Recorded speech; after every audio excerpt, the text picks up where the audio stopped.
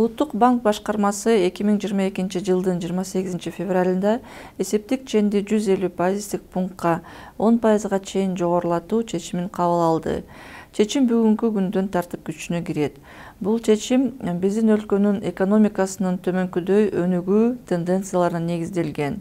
Кыргыз Республикасынын экономикасы COVID-19 коронавирусунун жайылышына байланыштуу кризистен кийин калыбына келүүсүн улантып жатат.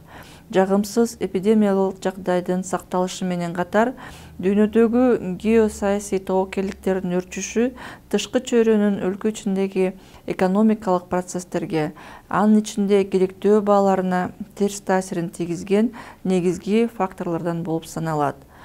Кыргыз Республикасында баалардын динамикасына дүйнө жүзү боюнча азык-түлүктөргө жана майлоочу күйүүчү материалдарга баалардын өсүшү таасирин тийгизип жатат.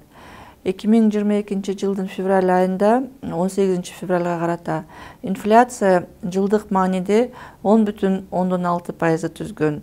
Жыл башынан бери баалар 1,5%га өскөн.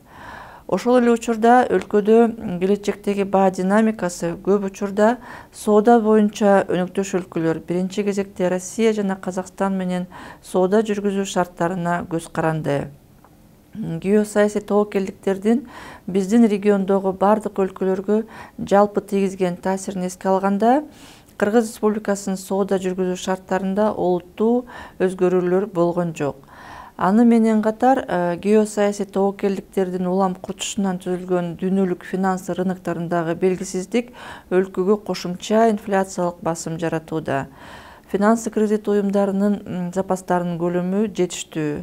Бул финансы банк системасында туруктуулукту сактоого мүмкүндүк берет. Банк системасынын улуттук валютадагы ликвиддүүлүгү да жетиштүү. Мындай шарттарда улуттук банк акча кредит саясаты биринчи кезекте баа туруктуулугун кармап туруу максатында жүргүзүлөт.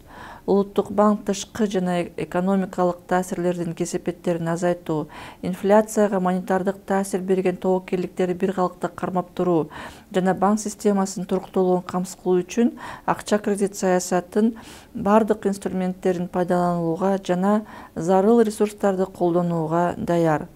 Улуттук банк тышкы жана ички чөйрөдөгү экономикалык жагдайга туруктуу негизде байкоо жүргүзөт жана көзөмөлдөп турат. Кандайдыр бир тобокелдиктер орун алган учурда улуттук банк жүргүзүлүп жаткан монетардык саясатка кошумча өзгөртүүлөрдү киргизиши мүмкүн.